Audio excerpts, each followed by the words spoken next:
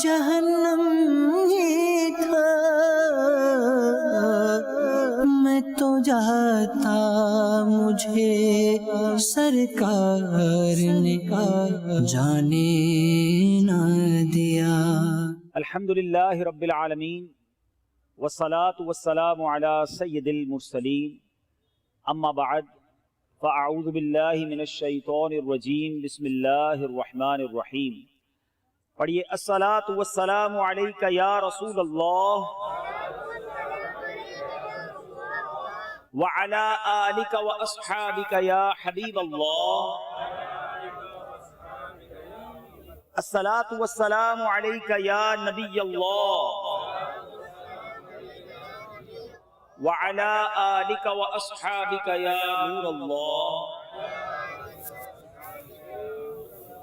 میٹھے میٹھے اور پیارے پیارے اسلامی بھائیوں اور مدنی چینل کے ناظرین، الحمدللہ عز و جل باب المدینہ کراچی کے علاقے گلشن اقبال میں عاشقان رسول سنت و بھرے اجتماع میں شامل ہیں۔ رب کریم ہم سب کا جمع ہونا اپنی بارگاہ میں قبول فرمائے۔ آئیے بیان سے پہلے کچھ اچھی نیتیں کر لیتے ہیں۔ مصطفیٰ جان رحمت، شمع بزم ہدایت، نوشہ بزم جنت، پے کرے جود و سخاوت، منبع علم و حکمت، صلی اللہ تعالی علیہ وسلم کا فرمان عالی شان ہے، نیت المؤمن خیر من عملی، کہ مومن کی نیت اس کے عمل سے بہتر ہوتی ہے۔ آئیے نیت کرتے ہیں کہ اللہ عز و جل کی رضا پانے، ثواب کمانے کے لیے اول تا آخر اجتماع میں شرکت کروں گا۔ ادھر ادھر دیکھنے سے بچتے ہوئے، بات چیت کرنے سے بچتے ہوئے، موبائل فون کے استعمال سے بچ کر ممکن ہوا تو بیان کی تعظیم کی نیت سے دو زانوں بیٹھ کر بیان سنوں گا۔ تو آپ میں سے جن کے لیے ممکن ہو وہ دو زانوں بیٹھ جائیں، جس طرح تحیات میں بیٹھتے ہیں۔ تھک جائیں تو پھر جیسے چاہیں بیٹھ جائیں۔ درود پاک پڑھنے کے بے شمار فضائل و برکات ہیں، بہت ساری احادیث فضائل درود میں ملتی ہیں۔ سرور کائنات علیہ الصلوۃ والسلام فرماتے ہیں، بے شک اللہ عز و جل نے ایک فرشتہ میری قبر پر مقرر فرمایا ہے۔ ان اللہ وکل بقبری ملکا، اللہ تعالیٰ نے ایک فرشتہ میری قبر پر مقرر فرمایا ہے۔ اور پھر آقا فرماتے ہیں، اللہ تعالیٰ نے جسے تمام مخلوق کی آوازیں سننے کی طاقت عطا فرمائی ہے۔ ذرا لسننگ پاور سمجھیے گا اس فرشتے کا کہ جو نبی پاک کے روضے پر اللہ تبارک و تعالیٰ نے مقرر فرمایا۔ کیسا پاور ہے کہ ساری مخلوق کی آواز سنتا ہے۔ پھر آقا فرماتے ہیں، پس کوئی قیامت تک جب مجھ پر درود پاک پڑھتا ہے تو وہ مجھے اس کا اور اس کے باپ کا نام پیش کرتا ہے اور کہتا ہے، فلاں بن فلاں نے یا رسول اللہ آپ پر درود بھیجا ہے۔ ذرا غور کرنے والی بات ہے، دو باتیں بڑی اہم سیکھنی ہے اس ایک ہی حدیث سے۔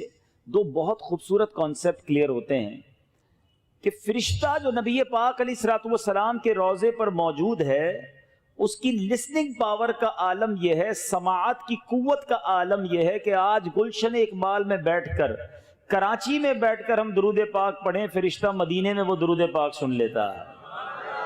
صرف کراچی والوں کا نہیں، افریقہ، امریکہ، یورپ، دنیا میں جہاں جہاں عاشقان رسول درود پڑھتے ہیں وہ فرشتہ ان کا درود سنتا ہے۔ اچھا، صرف درود سنتا نہیں، سننے کے بعد پہچان بھی لیتا ہے کہ درود پڑھنے والا کون ہے۔ آج کل سائنس نے ترقی کی ہے، ہمارے موبائل فون میں بھی کالر آئی ڈی ہوتی ہے، کال کریں تو پتہ چل جاتا ہے کہ فون کس نے کیا ہے، نام لکھا ہوا آ جاتا ہے، ٹھیک ہے۔ مگر فرشتے کے علم کا عالم دیکھیں، صرف یہ نہیں پہچانتا کس نے درود پڑھا ہے، یہ بھی پہچان لیتا ہے درود پاک پڑھنے کے والد کا نام کیا ہے۔ اب بڑی آسان سی بات ہے، بڑا ایزی کانسیپٹ کلیئر ہو جائے گا۔ دنیا کا دستور ہے کہ جو دربان ہوتا ہے، جو چوکیدار ہوتا ہے، جو پیغام رساں ہوتا ہے، اس سے زیادہ پاورفل جو ہے وہ مالک مکان ہوتا ہے۔ گھر کے باہر جس چوکیدار کو کھڑا کیا جائے یا پیغام لانے کے لیے جس کو رکھا جائے، اس سے زیادہ پاورفل تو گھر والا ہوگا نا۔ تو جو نبی پاک کے روضے پر فرشتہ موجود ہے، اس کی سماعت اور پہچان اور علم کا عالم یہ ہے تو مصطفیٰ کریم کی سماعت کا عالم کیا ہوگا؟ جو ساری دنیا میں عاشقان رسول جھوم جھوم کر پڑھتے ہیں نا، دور و نزدیک کے سننے والے وہ کان، دور و نزدیک کے سننے والے وہ کان، کان لعلے کرامت پہ لاکھوں سلام۔ تو یہ عقیدہ تو اس حدیث پاک سے بڑا روشن ہمیں مل رہا ہے کہ جب فرشتے کی سماعت کا عالم یہ ہے تو جو فرشتوں کے آقا ہیں صلی اللہ تعالی علیہ وسلم، ان کی سماعت کا عالم کیا ہوگا؟ اور دوسری عشق والی بات، دنیا کا دستور ہے کہ آپ جس سے بڑی محبت کرتے ہوں، جس کی بڑی تعظیم کرتے ہوں، تو کوئی آ کر آپ کو بتائے کہ جناب آپ کا ذکر جو ہے وہاں ہو رہا تھا، جس سے آپ محبت کرتے ہیں، اور کوئی بتائے یار آپ کی بات ان کے پاس ہو رہی تھی، تو آپ کو بڑی خوشی ہوتی ہے کہ واقعی میرا تذکرہ وہاں ہوا۔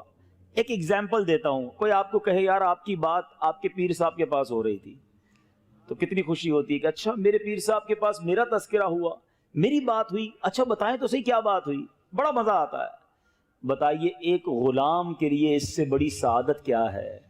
ادھر وہ درود پڑھے، ادھر فرشتہ ہمارا نام بارگاہ رسالت میں پیش کر دے، صرف میرا نہیں میرے والد کا نام بھی پیش کرے، اور ایک بار نہیں، میں جتنی بار درود پاک پڑھوں اتنی بار فرشتہ دربار رسالت میں پیش کرے۔ تو گویا مطلب یہ ہوا کہ بارگاہ رسالت میں حاضری کا ٹکٹ ہے۔ آپ اگر چاہتے ہیں کہ روز میری حاضری لگے، بلکہ ایک دن میں کئی بار حاضری لگے، تو درود پاک اپنا معمول بنا لیجئے۔ سبحان اللہ، خوش نصیب ہیں وہ لوگ جو روزانہ سینکڑوں بار درود پاک پڑھتے ہیں، روزانہ ہی نہ جانے کتنی بار بارگاہ رسالت میں تذکرہ ہوتا ہوگا۔ کبھی تو نبی پاک کرم فرمائیں گے، کبھی تو فرشتوں سے فرمائیں گے کہ یہ غلام روز یاد کرتا ہے، چلو آج اس کی بگڑی بنا دیتے ہیں۔ ایک ہی نگاہ کرم کی دیر ہے، یہ میں بتا دوں۔ ہو سکتا ہے یہاں پر بہت سارے پریشان، بیمار، قرض دار، ڈیفیکلٹیز میں مبتلا لوگ بیٹھے ہوں گے، یا مجھے بعد میں چینل پر سنیں گے۔ What ever difficulty you have, کوئی بھی پرابلم ہے آپ کے پاس، ہمارے لیے بڑی مشکلیں ہیں، ایک بار سرور کائنات علیہ الصلوۃ والسلام کی نگاہ پڑ گئی نا، ہاں سارے کام سنور جانے ہیں۔ شاعر لکھتے ہیں نا، یاد رکھو اگر اٹھ گئی ایک نظر، یاد رکھو اگر اٹھ گئی ایک نظر، جتنے خالی ہیں سب جام بھر جائیں گے۔ بریلی کے تاجدار بھی لکھتے ہیں نا، قسمت میں لاکھ پیچ ہوں 100 بل 1000 کچ۔ لوگ کہتے ہیں یار کوئی مسئلہ ہی حل نہیں ہوتا، جس کام میں ہاتھ ڈالتا ہوں گڑبڑ ہو جاتی ہے، ایک مسئلے سے نکلتا ہوں دوسرے مسئلے میں پھنس جاتا ہوں، پرابلمز ہی پرابلمز ہیں۔ عاشقوں کے امام، امام اہل سنت مولانا شاہ امام احمد رضا خان کیا پیارا سولوشن دیتے ہیں، فرماتے ہیں قسمت میں لاکھ پیچ ہوں 100 بل 1000 کچ، آقا یہ ساری گتھی ایک تیری سیدھی نظر کی ہے، ایک نظر پڑھنے کی دیر ہے، ساری گتھیاں سلجھ جانی ہے۔ تو پڑھیے نا درود پاک، کثرت سے پڑھیے، پھر دیکھیں کیسے درود پاک کی برکتیں ملتی ہیں۔ سبحان اللہ۔ صدیق اکبر رضی اللہ عنہ خود فرماتے ہیں کہ پیارے آقا علیہ الصلوۃ والسلام پر درود پاک پڑھنا گناہوں کو ایسا مٹا دیتا ہے، اتنی جلدی مٹا دیتا ہے کہ پانی بھی آگ کو اتنی جلدی نہیں بجھاتا ہے۔ فرماتے ہیں نبی پاک علیہ الصلوۃ والسلام پر سلام بھیجنا غلام آزاد کرنے سے بھی افضل ہے، اتنا بڑا کام ہے۔ تو اے میرے میٹھے اسلامی بھائیوں، ہمیں اپنی زندگی کا معمول بنانا چاہیے، چلتے پھرتے اٹھتے بیٹھتے درود پاک پڑھتے رہا کریں، انشاءاللہ اس کی برکتیں آپ اپنی آنکھوں سے دیکھیں گے۔ آئیے مل کر محبت کے ساتھ بآواز بلند درود پاک پڑھ لیجئے، صلو علی الحبیب صلی اللہ تعالی علی محمد صلی اللہ علیہ وسلم۔ میٹھے میٹھے اسلامی بھائیوں، جیسا کہ میں نے ذکر کیا کہ ایک بڑی عظیم، مبارک اور جس کو آپ کہیں کہ تاریخ اسلام کی ہسٹوریکل پرسنالٹی حضرت صدیق اکبر رضی اللہ تعالی عنہ ہیں۔ حضرت ابوبکر صدیق رضی اللہ تعالی عنہ خلیفہ اول بھی ہیں، عاشق اکبر بھی ہیں، یار غار بھی ہیں، یار مزار بھی ہیں، نبی پاک کے ایسے ساتھی ہیں کہ جب بھی ان کے بارے میں ہم جانتے ہیں، پڑھتے ہیں، ہمارا ایمان تازہ ہو جاتا ہے۔ آپ کا نام شاید بہت سارے یہاں موجود اسلامی بھائیوں کے لیے بھی اور بہت سارے مدنی چینل کے ناظرین کے لیے بھی یہ نئی بات ہوگی کہ اگر میں یہ سوال کر لوں کہ بتائیے آپ کا نام کیا تھا، تو حضرت ابو بکر ان کا نام نہیں ہے، ان کی کنیت اتنی پاپولر، اتنی مشہور ہوئی کہ ساری دنیا انہیں ابو بکر کے نام سے جانتی ہے، مگر ابو بکر جو ہے آپ کی کنیت ہے۔ نبی پاک علیہ الصلوۃ والسلام کے اس عظیم ساتھی کا نام عبداللہ ہے، عبداللہ آپ کا نام تھا، ابو بکر آپ کی کنیت۔ سب سے پہلے اسلام لانے والی شخصیت مردوں میں حضرت ابو بکر صدیق رضی اللہ تعالی عنہ ہیں، اور آپ علیہ الصلوۃ والسلام کے جو القابات مشہور ہوئے، عتیق اور صدیق۔ عتیق کا مطلب ہے آزاد۔ سبحان اللہ، میں اور آپ ساری زندگی دعا کرتے ہیں اللہم اجرنا من النار، کہیے آمین، کہ اللہ ہمیں جہنم کی آگ سے آزاد فرما دے۔ صدیق اکبر رضی اللہ تعالیٰ عنہ کی قسمت پر ہماری جانیں قربان کہ آپ کو نبی پاک نے فرمایا انت عتیقم من النار، اے صدیق تو جہنم کی آگ سے آزاد ہو۔ اس دن سے آپ کا نام عتیق مشہور ہو گیا۔ ایک اور کیسا واقعہ ہوا، بی بی عائشہ صدیقہ رضی اللہ تعالی عنہا فرماتی ہیں، ایک دن میں اپنے گھر میں تھی کہ نبی پاک علیہ الصلوۃ والسلام اور صحابہ کرام ہمارے گھر تشریف لائے۔ میرے اور ان کے درمیان چارپائی رکھی ہوئی تھی۔ اچانک میرے والد گرامی حضرت ابو بکر صدیق رضی اللہ تعالیٰ عنہ ہمارے گھر تشریف لائے تو پیارے آقا نے ان کی طرف دیکھ کر صحابہ سے ارشاد فرمایا، جسے دوزخ سے آزاد شخص کو دیکھنا ہو وہ ابو بکر کو دیکھ لے۔ کہتے اس دن کے بعد سے آپ عتیق مشہور ہو گئے، اور صدیق سبحان اللہ یہ ایسا لقب ہے، سچ بولنے والا، سچ کہنے والا۔ ایک اور اس کے معنی یہ بیان کیے جاتے ہیں کہ صداقت اور سچائی کی تصدیق کرنے والے۔ حضرت ابوبکر صدیق رضی اللہ تعالیٰ عنہ کے بہت سارے کارناموں میں ایک شاندار اور ایمان افروز کارنامہ یہ بھی ہے کہ جب صبح معراج تھی، معراج کی رات گزر گئی اور صبح کا وقت جب ہوا تو پیارے آقا علیہ الصلوۃ والسلام نے کفار مکہ کے سامنے ایک دعویٰ کیا کہ میں رات کے تھوڑے حصے میں بیت المقدس کی سیر کر کے واپس آ گیا ہوں۔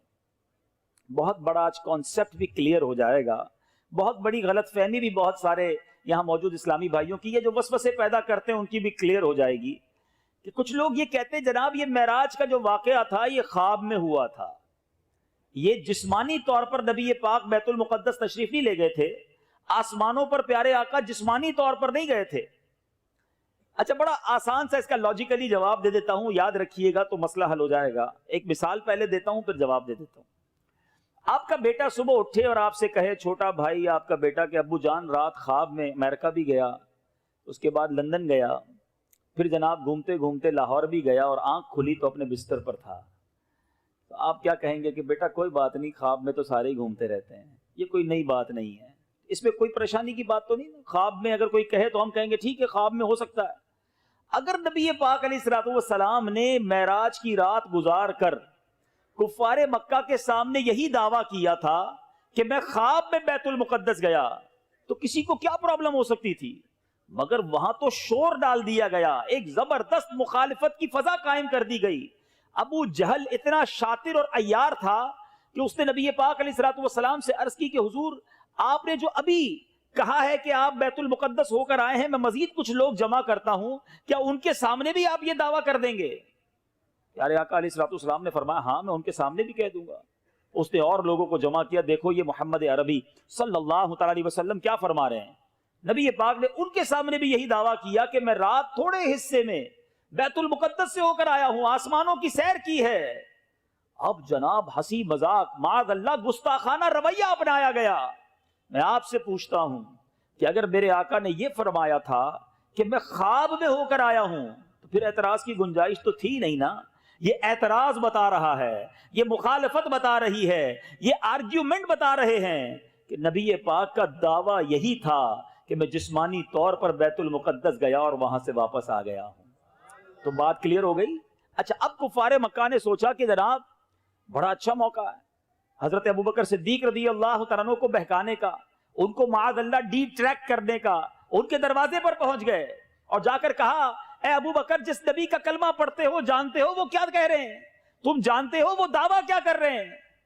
کہا میرے آقا کیا فرما رہے ہیں؟ کہا وہ کہتے ہیں کہ رات کے تھوڑے حصے میں بیت المقدس سے مسجد اقصیٰ سے ہو کر آ گئے ہیں۔ چلے بچے بیٹھے ہیں، نوجوان بیٹھے ہیں، ہو سکتا ہے یہ سوچ رہے ہوں کہ رات کے تھوڑے حصے میں تو ہم بھی لانڈی سے واپس آ سکتے ہیں، تو یہ بیت المقدس سے ہو کر آنا کیا مشکل تھا؟ مکہ پاک سے مسجد اقصی کا اس زمانے میں سفر 1 مہینے کی راہ تھی، 1 مہینے کا سفر تھا، کیونکہ گھوڑے اور اونٹ جاتے تھے، تو 1 مہینے جانے کا راستہ تھا، 1 مہینے واپس آنے کا راستہ تھا، گویا 60 دن کا سفر تھا۔ اور پیارے آقا کا دعویٰ یہ تھا، ارشاد یہ تھا کہ میں رات ہی رات ہو کر آ گیا ہوں۔ سیدنا ابوبکر صدیق سے کہا کہ آپ جانتے ہیں جس نبی کا آپ کلمہ پڑھتے ہیں وہ کیا کہہ رہے ہیں؟ تو آپ نے فرمایا بتاؤ کیا کہہ رہے ہیں؟ کہا وہ کہتے ہیں رات کے تھوڑے حصے میں بیت المقدس سے ہو کر آ گیا ہوں۔ کہا واقعی میرے آقا ایسا کہتے ہیں؟ کہا ہاں وہ ایسا ہی فرما رہے ہیں۔ کہا نبی پاک فرما رہے ہیں تو سچ فرما رہے ہیں، میرے آقا نے فرمایا ہے تو سچ فرمایا ہے، میں اس کی تصدیق کرتا ہوں۔ وہ ہکے بکے رہ گئے کفار مکہ کے، اے ابو بکر تم ایسی عجیب بات کی تصدیق کر رہے ہو؟ اللہ اکبر، وہ تاریخی جواب ارشاد فرمایا۔ آپ فرماتے ہیں میں تو اس سے بھی بڑی بڑی باتوں کی تصدیق کرتا ہوں، میرے آقا مجھے آسمانوں کی خبریں دیتے ہیں۔ نبی پاک فرماتے ہیں کہ آسمان سے جبریل امین آئے ہیں، قرآن پاک کی آیتیں لے کر آئے ہیں۔ ارے جب میں جبریل کے آنے پر یقین رکھتا ہوں، قرآن کے نزول پر یقین رکھتا ہوں، یہ تو اس سے چھوٹی خبر ہے، میرے آقا جو فرماتے ہیں میں اس پر یقین رکھتا ہوں۔ اللہ اکبر، میرے بیچ اسلامی بھائیوں، بڑی باریک سی بات کہہ کر آگے نکل جاؤں گا۔ حضرت ابوبکر صدیق رضی اللہ تعالیٰ عنہ کا ایٹیٹیوڈ کیا تھا؟ نبی پاک کا فرمان سنا، لبیک کہا، آقا کی شان سنی، دل میں مسرت آ گئی۔ ابو جہل اور اس کے ساتھیوں کا ایٹیٹیوڈ کیا تھا، ان کا رویہ کیا تھا؟ شان مصطفیٰ سنی، پریشان ہو گئے، مذاق اڑانے لگے، لاجکس ڈھونڈنے لگے۔ آج بھی شب معراج آتی ہے، ساری دنیا میں آپ کو 2 قسم کے لوگ نظر آئیں گے، ایک خوشی منانے والے، ایک جھومنے والے، ایک نبی پاک کی شان پر خوش ہونے والے۔ کچھ کنفیوز لوگ بھی نظر آئیں گے، وہ اپنا کام کر رہے ہیں، ہم اپنا کام کرتے رہیں گے۔ رہے گا یوں ہی ان کا چرچا، رہے گا یوں ہی ان کا چرچا رہے گا، پڑے خاک ہو جائیں جل جانے والے۔ تو اے میرے بیچے اسلامی بھائیوں، صدیق اکبر رضی اللہ تعالیٰ عنہ کی شان کیا نرالی شان ہے۔ آپ رضی اللہ تعالیٰ عنہ کی زندگی کی 3 بڑی خواہشیں۔ اللہ اکبر، آج ہم سے کوئی پوچھے کہ بتاؤ تمہاری زندگی کی سب سے بڑی خواہش کیا ہے، تو شاید کوئی کہے گا جناب گلشن اقبال میں رہتا ہوں، تمنا یہ ہے کہ ڈیفنس میں گھر بن جائے، موٹر سائیکل پر گھومتا ہوں، اچھی سی چمچماتی گاڑی مل جائے، کبھی یورپ اور امریکہ گیا نہیں، وہاں کا ویزا لگ جائے تو وہ بھی زندگی میں ایک بار دیکھ ہی لوں۔ ایسی کچھ خواہشیں ہوں گی۔ آؤ عاشق اکبر کی خواہشیں سنو، ان کی تمنا کیا تھی، ان کی ڈیزائرز کیا تھی۔ صدیق اکبر رضی اللہ تعالیٰ عنہ فرماتے میری 3 خواہشیں ہیں۔ آپ فرماتے پہلی تمنا النظر الیک، دوسری تمنا وانفاق مالی علیک، تیسری تمنا والجلوس بین یدیک۔ کہتے پہلی تمنا یہ ہے کہ پیارے آقا کا دیدار ہی کرتا رہوں، دوسری تمنا یہ ہے اپنا مال اپنے آقا کی بارگاہ میں خرچ کرتا رہوں، اور تیسری تمنا یہ ہے کہ نبی پاک کے قدموں ہی میں حاضر رہوں، ان کی صحبت میں ہی وقت گزرتا رہے۔ یعنی غور کیجئے ان تمام خواہشات کا محور کیا تھا، مرکز کیا تھا۔ میں اور آپ شعر پڑھتے اور سنتے ہیں، صدیق اکبر کی زندگی گویا اس شعر کا مصداق دی کہ میرے تو آپ ہی سب کچھ ہے رحمت عالم، میرے تو آپ ہی سب کچھ ہے رحمت عالم، میں جی رہا ہوں زمانے میں آپ ہی کے لیے، آقا تمہاری یاد کو کیسے نہ زندگی سمجھوں، یہی تو ایک سہارا ہے زندگی کے لیے۔ آپ کی زندگی کا مقصد ہی ایک تھا، اور دیکھو پھر اللہ نے اپنے اس نیک بندے کی خواہشیں پوری کیسے فرمائیں۔ النظر الیک، آپ کو دیکھتا رہوں، یہ پہلی خواہش۔ ساری زندگی تو دیدار کرتے ہی رہے، مگر جو غار سور میں دیدار ملا، ذرا سوچو تو صحیح، نبی پاک گود میں آرام فرما ہے۔ علماء بڑی پیاری بات لکھتے ہیں، فرماتے ہیں جو عبادت صدیق اکبر نے غار سور میں اس وقت کی کہ جب جمال یار ان کی زانوں پر تھا، ان کی گود میں تھا، کائنات میں کوئی اور ایسی عبادت اس وقت نہیں کر رہا تھا۔ ون اینڈ اونلی حضرت ابوبکر صدیق نے ایسا دیدار کیا جو کسی اور نے نہیں کیا۔ اور کبھی غور تو کرو، جب کوئی گود میں ہو تو کیسے رخسار دیکھے ہوں گے، कैसे होंठ देखे होंगे, कैसे पलकें देखी होंगी, अरे दीदार भी किया तो कैसा किया। दूसरी तमन्ना व इन्फाक माली अलैक, या रसूल अल्लाह मैं आपकी जात पर अपना माल खर्च करता रहूं। कैसा खर्च किया कि एक बार नहीं, एक से जायद बार सिद्दीक़ अकबर रज़ी अल्लाह तआला अन्हु ने अपना सब कुछ नबी पाक के कदमों पर कुर्बान कर दिया। और फिर वल जुलूसु बैना यदैक, तीसरी तमन्ना क्या थी कि आका के पास हाजिर रहूं। अरे सारी जिंदगी तो हाजिर रहे। शायद बहुत सौ को ये नहीं पता कि सिद्दीक़ अकबर रज़ी अल्लाह तआला अन्हु नबी पाक का साथ कब से है।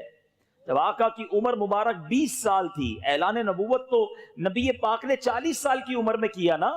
प्यारे आका अलैहिस्सलातु वस्सलाम की उम्र मुबारक जब 20 साल थी, उस वक्त सिद्दीक़ अकबर रज़ी अल्लाह तआला की उम्र 18 साल थी। 2-2.5 साल का उम्र में फर्क है। उस वक्त से नबी पाक के दोस्त हैं, उस वक्त से प्यारे आका के साथ हैं। और मेरे मीठे इस्लामी भाइयों, जिंदगी में तो साथ रहे, आज सुनहरी जालियों में भी आका के साथ हैं।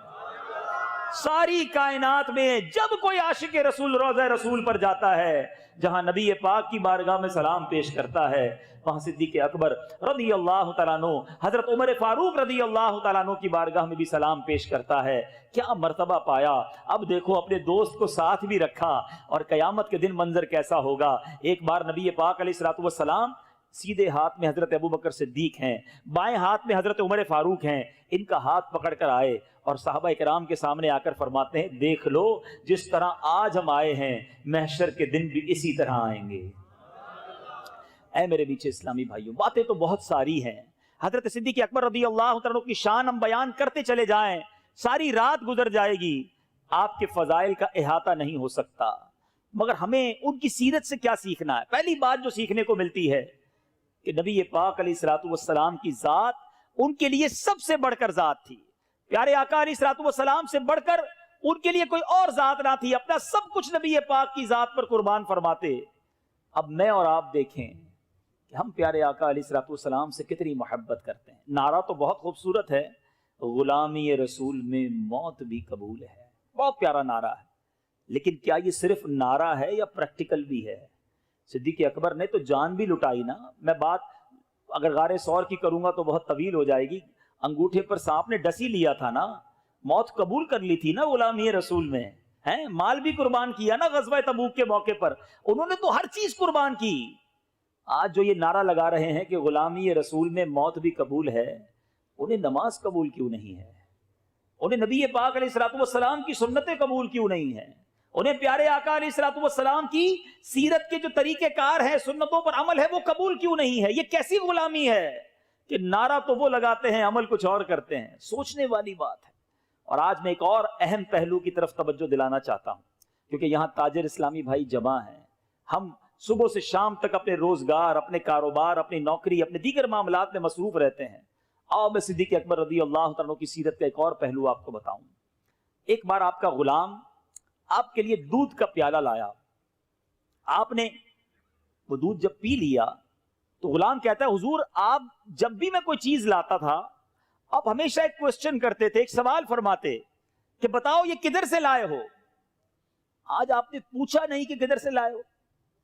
आप चौंक गए। आपने फरमाया बताओ कैसे लाए हो।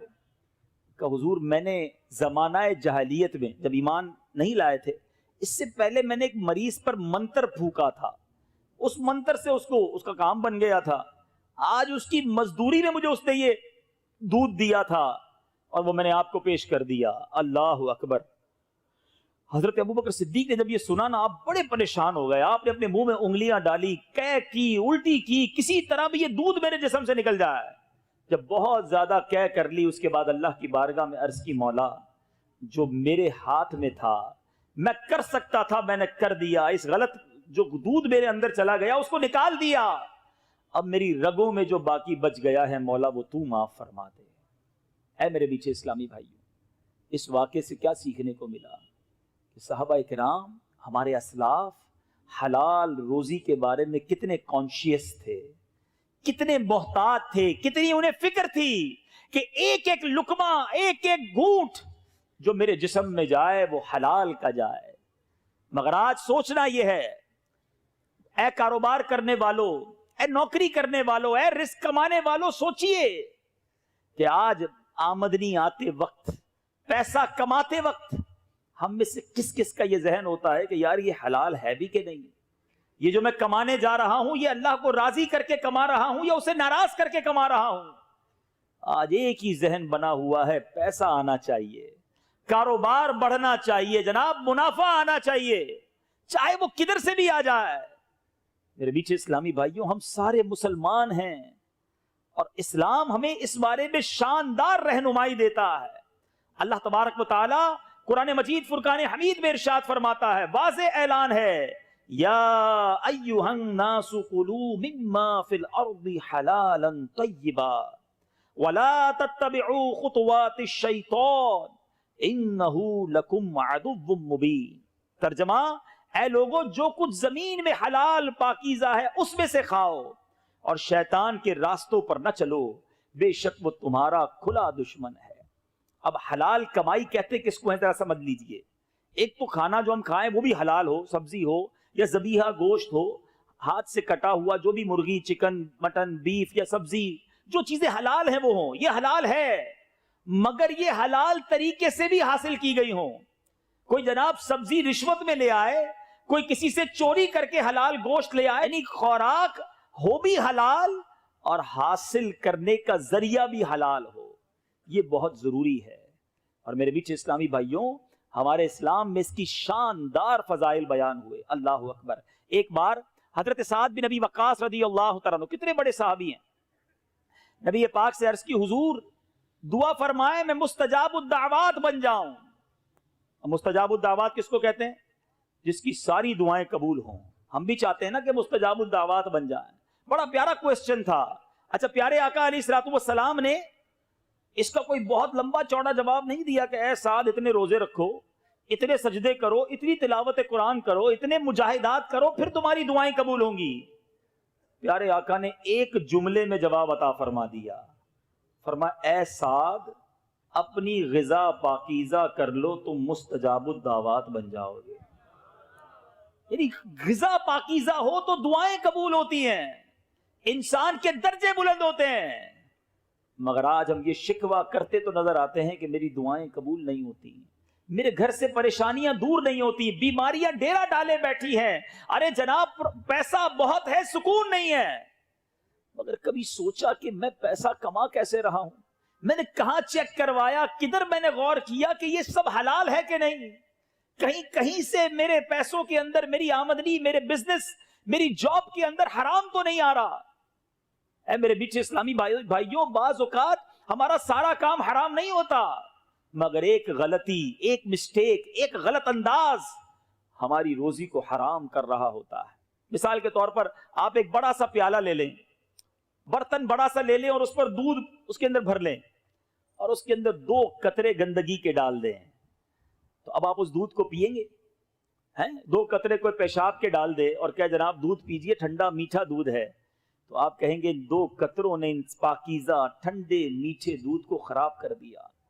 इसी तरह कहीं हमारी बिजनेस के अंदर, कहीं हमारे कारोबार, कहीं हमारी जॉब के अंदर हम कोई ऐसा अमल कर जाते हैं कि वो अमल हमारी रोजी को हराम कर रहा होता है। हराम की कमाई हमारी हलाल की कमाई में मिलकर उसे आलूदा कर रही होती है और हमें उसका एहसास भी नहीं होता। एक बार नबी पाक अलैहिस्सलातु वस्सलाम ने इरशाद फरमाया, उस ज़ाते पाक की कसम जिसके दस्ते कुदरत में मेरी जान है, आदमी अपने पेट में हराम का लुकमा डालता है तो 40 दिन तक उसका कोई अमल कबूल नहीं होता। जिस बंदे का गोश्त सूद और हराम गोरी से उगा है उसके लिए आग ज्यादा बेहतर है। अब सोचिए, ना अमल कबूल है, ना दुआएं कबूल हैं, मगर आज ये कॉन्सेप्ट ही लगता है खत्म होता जा रहा है। सूद का काम करने के लिए लोग तैयार हैं कि जनाब किस्तों पे फला चीज ले लेते हैं, फला को पैसे देते हैं, उससे नफा ले लेते हैं, अरे ये डील करूंगा तो इतने पैसे मिल जाएंगे। थोड़ा बहुत झूठ तो चलता है। अरे जनाब हमारी मार्केट का ट्रेंड है, अगर मैं ईमानदारी से काम करूंगा तो दूसरे लोग कारोबार ले जाएंगे। अगर मैंने मेड इन फला कह के स्टैंप लगा दी तो इसमें क्या कबाहत है, सारी मार्केट ये कर रही है। अरे जनाब अगर कारोबार करना है तो कुछ ना कुछ तो करना होगा। अगर ये हमारा जहन बन चुका है तो बताइए हमारी इबादतों का क्या होगा? हराम रोजी कमाकर हम कैसे रब को मुंह दिखाएंगे? اچھا شیطان بڑا مردود ہے نا. جو لوگ حرام کماتے ہیں نا ان کو پتا ہوتا ہے کہ ہم گڑبڑ کر رہے ہیں, ہم جھوٹ بول رہے ہیں یا ہم ملاوٹ کر رہے ہیں یا سود کا کام کر رہے ہیں. اچھا اب شیطان تھپکی کیسے دیتا ہے؟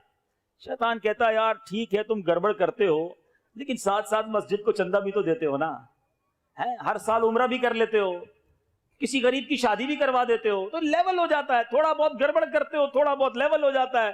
اب شیطان اس طرح تھپکی دے کر ہمیں سمجھاتا ہے. اب اس کو میں ایک ایگزامپل کے ذریعے سمجھاتا ہوں.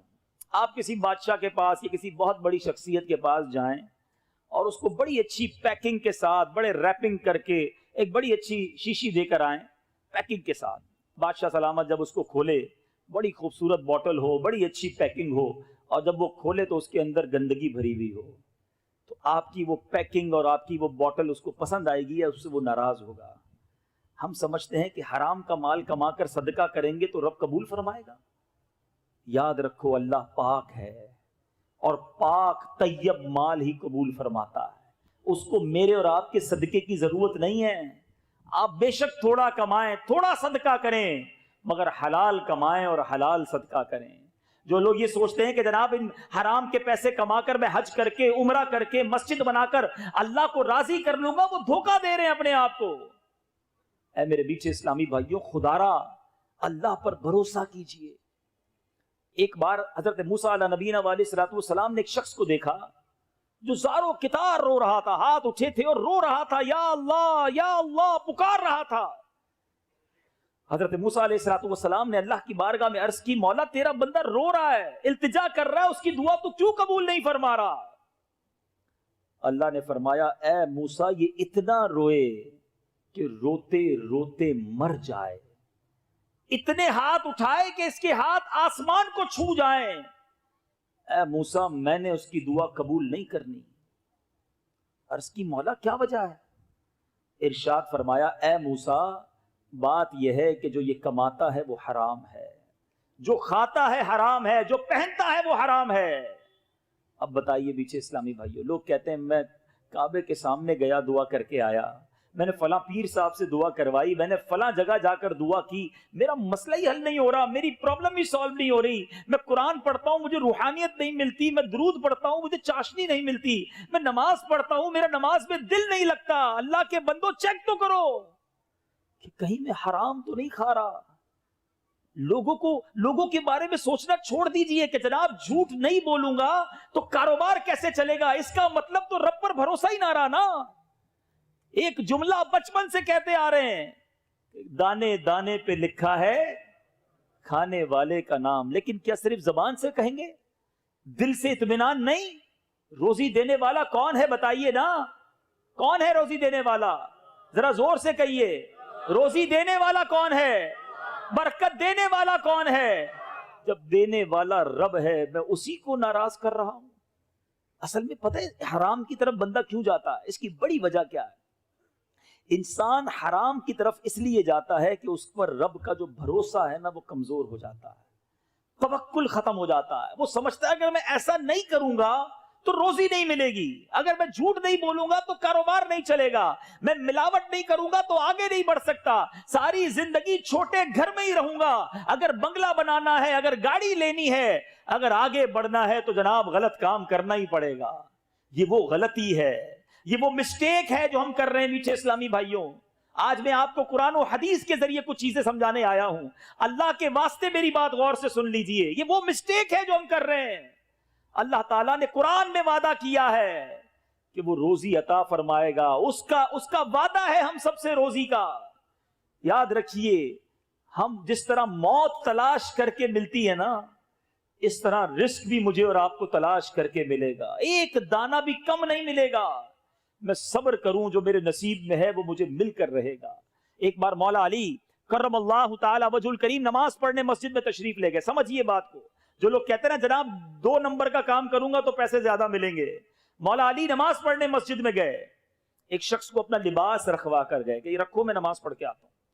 آپ جب نماز پڑھ کے آئے تو بندہ غائب, آپ کا لباس لے کر چوری کر گیا. آپ کو بڑا افسوس ہوا. تھوڑا آگے گئے تو وہی لباس ایک دکان پر لگا ہوا تھا. آپ نے فرمایا کہ یہ تمہارے پاس کہاں سے آیا؟ کہ ابھی ایک بندہ آیا اور 2 درہم کا بیچ کر گیا ہے. آپ نے بڑے افسوس کا اظہار کیا اور فرمایا اللہ تعالیٰ نے یہ 2 درہم اس بندے کے لیے حلال کے رکھے تھے. جب میں نماز کے لیے گیا تھا میں نے دل میں تمنا کی تھی کہ 2 درہم تحفے میں پیش کروں گا، مگر اس بندے نے جلدی کی، چوری کر کے وہی 2 درہم حرام کے کما لیے. اے سود کا کام کرنے والو، اے جھوٹ بول کر کاروبار کرنے والو، اے ملاوٹ کا کاروبار کرنے والو، اے دھوکہ دے کر پیسے کمانے والو، صبر کرو. جو تمہارے نصیب میں ہے وہ حلال ذریعے سے تمہیں ملنا ہے. اللہ کو ناراض کر کے نہ کمانا، یہ حرام بربادی لائے گا، بیماریاں ساتھ لائے گا، پریشانیاں ساتھ لائے گا. اصل ایک پرابلم اور ہے، ہم اصل میں برکت کا کانسیپٹ کچھ اور سمجھتے ہیں. ہم سمجھتے ہیں یار برکت اس کے پاس ہے جس کے پاس پیسہ زیادہ ہے، جو زیادہ امیر ہے، بڑے نوکر چاکر ہیں، بڑی گاڑیاں ہیں، وہ برکت والا. یہ بڑی غلطی ہے ہماری. ایک جملہ یاد کر لیجئے، برکت جو ہے نا وہ کوانٹٹی میں نہیں ہے، برکت کوالٹی میں ہے. برکت تعداد میں نہیں ہے، برکت معیار میں ہے. اب کسی کے پاس کروڑوں روپے ہیں، بڑی گاڑیاں ہیں، مگر حرام کے ہیں، نہ رات سکون سے نیند آتی ہے، نہ بچے فرما بردار ہیں، روز گھر میں لڑائی جھگڑے ہیں اور طرح طرح کی بیماریاں ہیں. بتاؤ کیا یہ برکت ہے؟ تھوڑے پیسے ہوں، حلال کے ہوں، سکون کی نیند آتی ہو، گھر میں کوئی پریشانی نہ ہو، بچے سارے نمازی فرما بردار ہوں. مجھے بتائیے برکت میں کون ہے؟ معیار زندگی برکت ہے. اور خدا را اللہ پر بھروسہ کرنا سیکھیے. جو میرے اور آپ کے نصیب میں ہے وہ مل کر رہے گا. یہ ساری دنیا میرا نصیب چھیننے کی کوشش کرے تو نہیں چھین سکتی، اور ساری دنیا میرے نصیب سے زیادہ دینے کی کوشش کرے تو دے نہیں سکتی. اللہ کرے یہ توکل ہم سب کے جناب بہم و گمان میں ایسا راسخ ہو جائے، اتنا مضبوط ہو جائے، پھر دیکھیں زندگی کتنی آسان ہو جاتی ہے. پرابلم یہ ہے ہمیں اللہ پر بھروسہ نہیں رہا، ہمیں دنیا پر بھروسہ ہے، ہمیں مال پر بھروسہ ہے، ہمیں اسباب پر بھروسہ ہے. لوگ کہتے جناب پیسے ہونے چاہیے، پیسے ہوں گے تو علاج ہو جائے گا، پیسے ہوں گے تو مسئلے حل ہو جائیں گے. ارے تعلقات ہونے چاہیے، جب کوئی پرابلم ہوگی تعلقات کام آئیں گے. ہم اسباب پر نظر رکھنے لگے، اللہ پر بھروسہ ختم ہو گیا. میں آپ سے سوال کرتا ہوں، آپ کے پاس کروڑوں روپے ہیں، اللہ نہ کرے کوئی بیماری لگ جائے، دنیا کا بیسٹ ہاسپٹل آپ ہائر کر لیں اور اس کا بیسٹ ڈاکٹر آپ کا علاج کرے، اگر اللہ نے شفا نہیں دینی تو شفا نہیں ملنی. 1 روپیہ جیب میں نہ ہو، بڑی سے بڑی بیماری ہو، علاج کرانے کے پیسے نہ ہو، اور بندہ رات درود پڑھتا سو جائے، اللہ نے شفا دینی ہے، صبح بغیر دوائی کے شفا یاب فرما دے گا. بھروسہ رب پر کرو، جو کائنات کا مالک ہے، جو خالق کے اسباب ہے. ہم سمجھتے پیسے ہوں گے تو مدینے جائیں گے. کئی لوگ کہتے ہیں یار پیسے نہیں ہیں تو حج پر نہیں جا سکا. بھول ہے ان کی. ہم نے کروڑوں پتی بہت سارے دیکھے، ساری دنیا دیکھی، مدینہ نہیں دیکھا. اور ہم نے ایسے غریب بھی دیکھے جن کے پاس گھر نہیں ہے اور کئی بار مدینہ دیکھ لیا. کہاں کا منصب، کہاں کی دولت، قسم خدا کی ہے یہ حقیقت، جنہیں بلایا ہے مصطفیٰ نے وہی مدینے کو جا رہے ہیں. تو اے میرے میٹھے اسلامی بھائیوں، اسباب پر نہیں، خالق کی اسباب پر بھروسہ ہونا چاہیے. ایک بار ایک شخص بارگاہ رسالت میں حاضر ہوا، عرض کی حضور میرے ساتھ اونٹ ہے، میں اس کو باندھوں یا اللہ پر بھروسہ کروں؟ آقا علیہ الصلوۃ والسلام نے فرمایا باندھ لو، مگر بھروسہ رب پر ہی کرنا ہے. ہم سمجھتے میں نے تالا لگایا تو دکان سیف رہے گی، دکان کھولی تو کاروبار ہوگا. نہیں، دکان کھولنا سبب تھا، رزق دینے والی ذات رب کی ذات ہے. دکان پر تالا لگانا سبب ہے، حفاظت کرنے والی ذات رب کائنات کی ذات ہے. اپنے رب پر بھروسہ کرنا سیکھ جاؤ، آپ کی مشکلیں حل ہو جائیں گی. اے میرے میٹھے اسلامی بھائیوں، ایک بار ایک مبلغ دعوت اسلامی جرمنی اٹلی کے دورے پہ تھے. اسی طرح بیان ہو رہا تھا رزق حلال پر. ایک نوجوان ملا. آج بہت سارے لوگوں کے ذہنوں میں یہ سوال آ رہا ہوگا، یار بات تو یہ ٹھیک کر رہے ہیں، سود کا کام نہیں کرنا چاہیے، حرام نہیں کمانا چاہیے، دھوکہ نہیں دینا چاہیے، مگر مسئلہ یہ ہے کہ ایسا کروں گا، یہ غلط کام چھوڑ دوں گا تو بزنس کا کیا ہوگا، بچوں کا کیا ہوگا، فیملی کا کیا ہوگا، یہ بنا بنایا سارا بزنس کولیپس ہو جائے گا. ایسے ہی ایک نوجوان نے مبلغ دعوت اسلامی سے کہا کہ حضرت ابھی جو آپ نے بیان کیا ہے بات تو بہت اچھی کی ہے، مگر میں اٹلی میں رہتا ہوں، ہمارے یہاں اسٹور پر شراب بکتی ہے، اگر شراب نہ بیچیں تو گاہک نہیں آتے، اگر میں نے شراب بیچنا چھوڑ دی تو میرے گھر کا کیا ہوگا، میری فیملی کا کیا ہوگا، میں کیسے کماؤں گا؟ اس مبلغ دعوت اسلامی نے اس نوجوان سے ایک سوال کیا تھا، آج میں آپ سب سے وہی سوال دہرانے آیا ہوں۔ اس مبلغ نے کیا کہا کہ ایک بات بتاؤ، روزی دینے والا کون ہے؟ جواب دیجئے، روزی دینے والا کون ہے؟ اس مبلغ نے اس نوجوان سے کہا، تم اللہ کو ناراض کر رہے ہو، حرام کما رہے ہو، تمہیں روزی مل رہی ہے، تم حرام چھوڑ دو گے، حلال کی طرف آؤ گے، کیا اللہ روزی دینا بند کر دے گا؟ تم رب کو ناراض کر رہے ہو، تمہیں مل رہا ہے، جب تم رب کو راضی کرنے کی طرف جاؤ گے تم یہ کیسے سوچ سکتے ہو کہ اللہ دروازہ بند کر دے گا؟ اب یقین کریں وہ نوجوان زارو کتار رونے لگا، کہتا ہے آج وعدہ کرتا ہوں آج کے بعد شراب نہیں بیچوں گا۔ 1-1.5 سال بعد اسی مبلغ دعوت اسلامی کا پھر جانا ہوا، وہی نوجوان پھر ملا بڑا خوش، کہتا ہے حضرت وہ دن ہے، آج کا دن ہے، شراب بیچنے سے توبہ کی، اللہ نے کاروبار میں اور برکت عطا فرما دی، آج بڑی خوش زندگی گزار رہا ہوں، فقط حلال کماتا ہوں اور خوشحال ہو گیا ہوں۔ اصل پرابلم یہی ہے، ہم حرام چھوڑتے وقت بھی رب پہ بھروسہ نہیں کر رہے ہوتے۔ یار حرام چھوڑ دوں گا تو کیا بنے گا؟ جس رب کے لیے تم حرام چھوڑنے کی نیت کر رہے ہو وہ رب تمہیں غیب کے خزانوں سے عطا فرمائے گا، وہ تمہاری مشکل کو بہت اچھے انداز سے حل فرما دے گا۔ اے میرے میٹھے اسلامی بھائیوں، اور یہ میں نہیں کہہ رہا، اللہ تبارک و تعالی نے خود قرآن مجید میں وعدہ فرمایا ہے۔ میں قرآن پاک کی وہ آیت پیش کرنے جا رہا ہوں جو بہت سارے کانسیپٹس کو کلیئر بھی کرے گی، ہماری پریشانیاں بھی انشاءاللہ دور ہوں گی۔ بعض اوقات ہم سمجھتے ہیں کہ یار بات تو ٹھیک ہے لیکن اتنا سارا قرضہ ہو گیا ہے، ساری زندگی نوکری کرتا رہوں پھر بھی شاید یہ قرضہ نہیں اترے گا، اتنی بڑی مصیبت آ گئی ہے، یہ حل کیسے ہوگی؟ میٹھے اسلامی بھائیوں، مصیبت میرے اور آپ کے لیے بڑی ہے نا، اللہ کے لیے تو نہیں ہے۔ مجھے لگ رہا ہے بڑا پہاڑ ہے، بڑی مصیبت ہے، یہ حل ہی نہیں ہو سکتا، میں اس بھنور سے، میں اس مشکل سے کیسے نکلوں گا؟ اے میرے بیچے اسلامی بھائیوں، ایک بار اللہ کو پکار کے دیکھو، ایک بار اپنے رب سے دوستی کر کے دیکھو، ایک بار اس کی بارگاہ میں سر جھکا کر دیکھو۔ مسئلہ یہ ہے ہمیں سب پر بھروسہ ہے، ہمیں اپنے رب پر بھروسہ نہیں۔ اللہ قرآن میں کیا وعدہ فرما رہا ہے ذرا سنیے گا، رب عز و جل ارشاد فرماتا ہے وَمَن يَتَّقِ اللَّهَ يَجْعَل لَّهُ مَخْرَجًا، اللہ فرماتا ہے جو اللہ سے ڈرے اللہ تعالیٰ اس کے لیے نجات کی راہ نکال دے گا، راستہ نکلے گا۔ اور آگے فرمایا وَيَرْزُقْهُ مِنْ حَيْثُ لَا يَحْتَسِبُ، اللہ ادھر سے روزی دے گا جدھر سے تمہارا گمان بھی نہیں جاتا، گمان بھی نہیں ہوگا، ادھر سے روزی ملنا شروع ہو جائے گی۔ اور یہ کئی بزرگ بیٹھے ان سے پوچھئے، ایسا ہوا ہے زندگی میں کہ کئی بار ایسے پھنسے کاروبار میں، ایسا چکر چلا کہ لگا سب چلا جائے گا، گھر بھی چلا جائے گا، گاڑی بھی چلی جائے گی، بزنس سب چلا جائے گا، لیکن پھر ایسا چکر گھومتا ہے، ایسی غیبی مدد آتی ہے کہ سارے کام سدھرنا شروع ہو جاتے ہیں۔ کیسے ہوا؟ میری عقل تو کہتی تھی نہیں ہو سکے گا۔ وَيَرْزُقْهُ مِنْ حَيْثُ لَا يَحْتَسِبُ، اللہ ادھر سے روزی دے گا جدھر تمہارا گمان بھی نہیں جاتا۔ آگے فرمائے وَمَن يَتَوَكَّلْ عَلَى اللَّهِ فَهُوَ حَسْبُهُ، جو اللہ پر بھروسہ کرے اللہ اس کے لیے کافی ہے۔ اے میرے بیچے اسلامی بھائی، خدا را ہم سب آج ایک ذہن لے کر جائیں، کچھ بھی ہو جائے مجھے حرام نہیں کمانا، مجھے اللہ کو ناراض نہیں کرنا، مجھے رب کو راضی کرنا ہے، وہ انشاءاللہ میرے سارے کام سدھار دے گا۔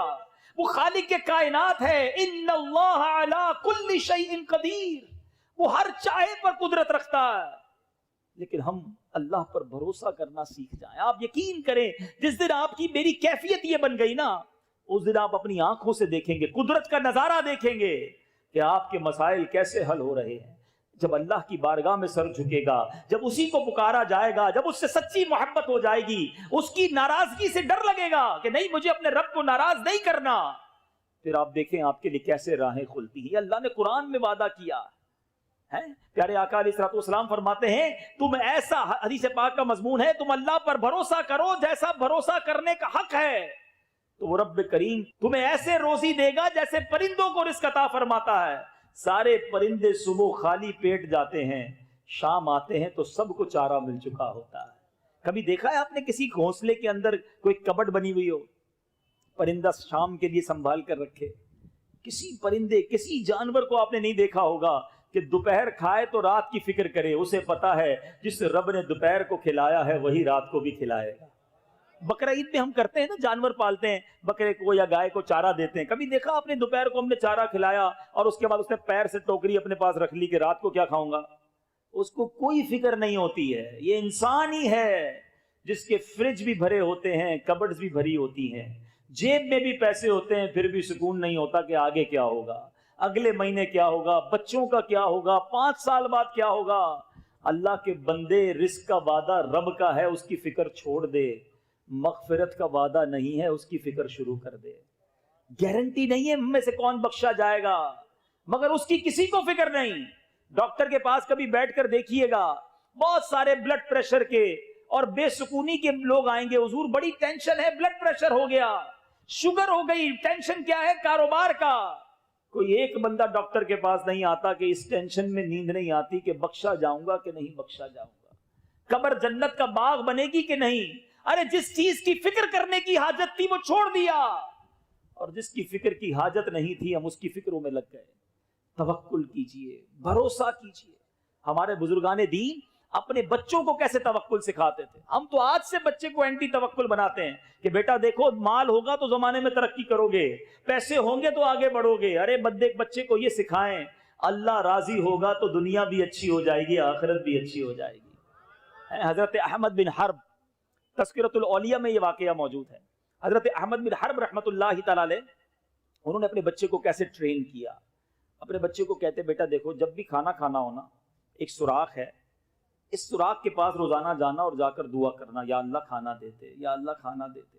اور اپنی زوجہ سے فرمایا کہ جب بیٹا دوپہر کو دعا کرے پیچھے سے کھانا رکھ دینا، رات کو بھی اسی طرح کھانا رکھ دینا، تاکہ اس کی پریکٹس ہو، یہ اللہ سے مانگے، اس کو اندازہ ہو جائے کہ رب روزی دینے والا ہے۔ یہ روز ایسا ہی ہوتا، وہ دعا کرتا، آپ کی زوجہ کھانا رکھ دیتی، رات کو دعا کرتا، پھر کھانا رکھ دیتی، کنٹینیو چلتا رہا معاملہ۔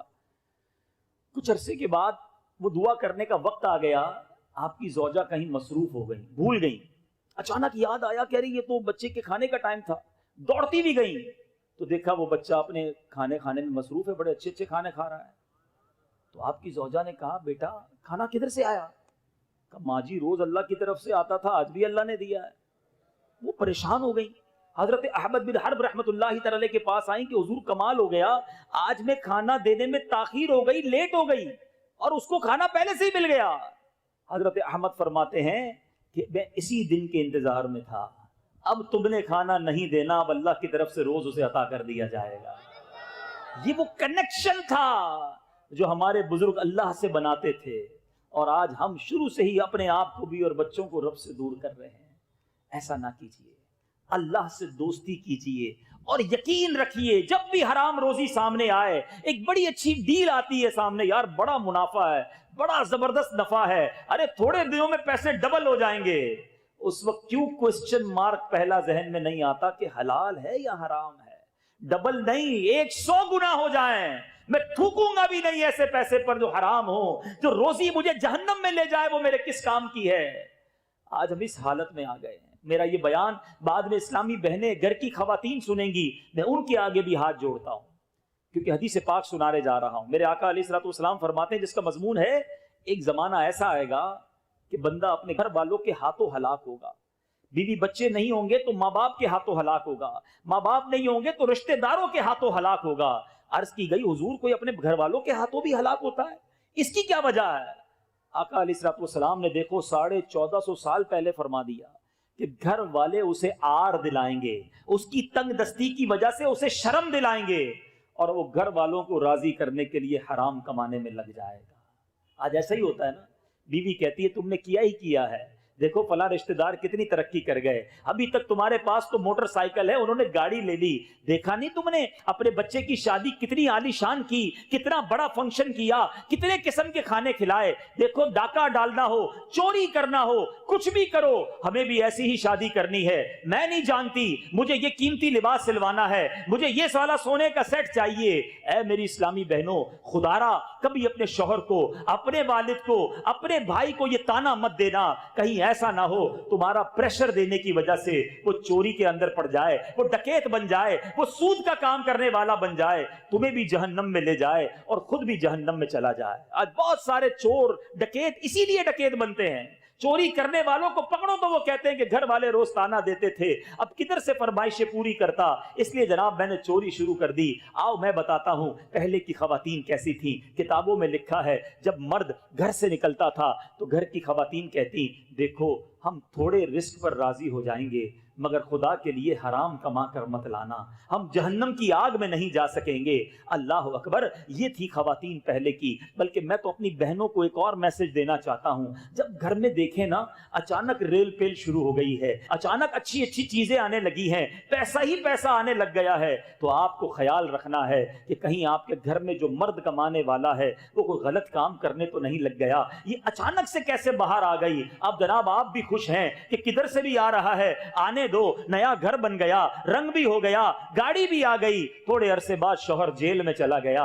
इससे बेहतर था पहले अलार्म बज जाता, पहले रोक लिया जाता कि किधर से ला रहे हो, हमें हराम नहीं चाहिए। अल्लाह करे कि चाहे हम मर्द हों या हमारी खवातीन हों, सबका एक जहन बन जाए, हमने फकत हलाल कमाना है। अपने बयान को इख्तिताम की तरफ लाते हुए एक और ईमान अफरोज वाकया, ताकि मजीद ये ख्याल रासिख हो जाए कि जो मेरे नसीब में है मुझे मिलकर रहेगा। अल्लाह करे यकीन ऐसा हो जाए कि कुछ भी हो जाए मेरे सामने हराम आए मैं उसे धुतकार दूं, उससे दूर हो जाऊं। एक बार इमाम अहले सुन्नत मौलाना शाह इमाम अहमद रजा खान अलैहि रहमतुर रहमान से एक सवाल हुआ कि हुजूर ये बताइए कि जो ये लिखा है, मशहूर बात है, दाने दाने पे लिखा है खाने वाले का नाम, क्या ये सच्ची बात है? आला हजरत से सवाल हुआ। इमाम अहले सुन्नत फरमाते ये तो बिल्कुल सच है, बल्कि आपने एक स्टेप और आगे बताया कि सिर्फ दाने पर नहीं बल्कि दाने के हर जर्रे पर लिखा होता है कि ये किसने खाना है। और आपने इसको मिसाल से समझाया। मिसाल के तौर पे चावल का अगर आटा बना दिया जाए या गेहूं का जो आटा होता है, गेहूं तो बड़ा होता है ना, अब जब आटा बनेगा तो उसके बहुत सारे जर्रे हो जाएंगे, उस जर्रों से रोटी बनती है। अब एक ही गेहूं के जर्रे बहुत सारी रोटियों में जा सकते हैं। आपने फरमाया अब रोटी के भी टुकड़े होते हैं, आपने एक टुकड़ा किसी को दिया, एक आपने खाया, जो जर्रा आपके पेट में जाना है आला हजरत फरमाते उस पर भी नाम लिखा होता है। फिर आपने एक वाकया सुनाया, फरमाते हैं बांग्लादेश के लोग जो बंगाली होते हैं वो चावल बहुत शौक से खाते हैं। आला हजरत ने फरमाया एक बंगाली ताजिर था, वो चावल खाता था, उसने एक बार चावल खाया, उसे छींक आई, एक चावल का दाना उसके दिमाग में जाकर फंस गया।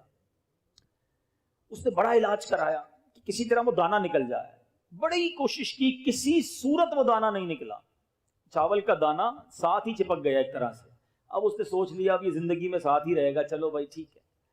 कुछ सालों के बाद वो बंगाली ताजिर मक्का मुकर्रमा पहुंचा, काबे शरीफ के जब सामने पहुंचा उसे एक जोरदार छींक आई। जैसे ही छींक आई वही दाना निकलकर काबे के फर्श पर मताफ पर गिरा। आला हजरत लिखते हैं एक कबूतर आया, आकर वो दाना उठाकर ले गया। फरमाते हैं उस दाने पर उस कबूतर का नाम लिखा था। अरसे तक इसे संभालना पड़ा, वहां पहुंचा जिसके लिए जिसका नाम लिखा था और वो दाना उसने खा लिया। हमारे साथ भी होता है, हम निकलते कहीं और खाना खाने हैं, अचानक कहीं रुकते हैं और किसी और के घर पे बैठकर खाना खा लेते हैं, फिर ख्याल आता है कि यार मेरे निवाले यहाँ लिखे थे। किसी के घर पे जाने का प्लान ही नहीं होता, रास्ते में जरा वहां चले जाते हैं, उधर चाय पी लेते हैं। कैसे पी लेते हैं? आपका नाम उधर लिखा था, आपकी सांसें वहां लिखी थी। ये यकीन कामिल कर लो कि जो मेरे नसीब में है वो मुझे मिलकर रहेगा। अल्लाह पर भरोसा कर लो, फिर देखो इंशाअल्लाह गैब के खजानों से वो कैसे अता फरमाएगा। आज सिद्दीक़ अकबर रज़ी अल्लाह तआला की सीरत के बारे में सुना है, आइए ये सीख कर जाते हैं, ये यकीन लेकर जाते हैं कि इंशाअल्लाह आज के बाद हराम रोजी के करीब भी नहीं जाएंगे। आज ऐसी नीयत करो कि शैतान भी इधर से भाग जाए। आज के बाद हराम रोजी के करीब भी नहीं जाएंगे, सूद का कारोबार बिल्कुल नहीं करेंगे, हमेशा हलाल रोजी कमाएंगे। और सबसे अहम फर्ज नमाज है। पक्की नीयत कर लें कि आज के बाद हमारी कोई नमाज कज़ा नहीं होगी। इतने सारे मिलकर भी इतना कमजोर नारा लगाते हैं, ऐसा नारा लगाओ कि शैतान भाग जाए। आज के बाद हमारी कोई नमाज कज़ा नहीं होगी, फिल्में ड्रामे नहीं देखेंगे, गाने बाजे नहीं सुनेंगे, اب باقی زندگی نبی پاک کی سنت کے مطابق گزاریں گے الحمدللہ۔ ان تمام چیزوں پر عمل کرنے کے لیے ہمیں ایک اچھے ماحول کی ضرورت ہے۔ حلال روزی کے بارے میں پہلے بھی سنا ہے، نماز کی اہمیت کے بارے میں پہلے بھی ہم سنتے رہے، عشق رسول کیسا ہونا چاہیے بچپن سے سن رہے ہیں۔ عمل کیسے نصیب ہو؟ عمل جب ہی نصیب ہوگا جب ماحول اچھا ہو جائے گا۔ ہم اچھے ماحول سے وابستہ ہوں گے تو نیکیاں کرنا آسان ہو جائے گا۔ دعوت اسلامی کا مدنی ماحول جس نے کئی حرام روزی کمانے والوں کو حرام چھڑوا دیا، کئی سنتوں سے دور لوگوں کو سنتوں کا عامل بنا دیا، کئی شرابیوں کو نمازی بنا دیا، آپ کے سامنے یہ مدنی ماحول ہے۔ تو آئیے، چاہے آپ تاجر ہیں، چاہے آپ اسٹوڈنٹ ہیں، چاہے آپ جاب کرتے ہیں، واٹ ایور آپ کسی بھی شعبے میں ہیں، آپ کی دعوت اسلامی آپ کو پیغام دیتی ہے کہ آئیے مل کر خود بھی نیکیاں کرتے ہیں اور دوسروں تک بھی نیکیوں کا پیغام پہنچاتے ہیں۔ مدنی مقصد ہی اتنا خوبصورت امیر اہل سنت نے دے دیا ہے کہ مجھے اپنی اور ساری دنیا کے لوگوں کی اصلاح کی کوشش کرنی ہے۔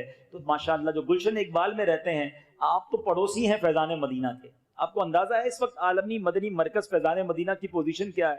الحمدللہ چونکہ ہم وہاں ہوتے ہیں، بیرون ملک سے لوگ آتے ہیں جب کراچی تو وہ کہتے ہیں ہمیں فیضان مدینہ کی زیارت کرنی ہے۔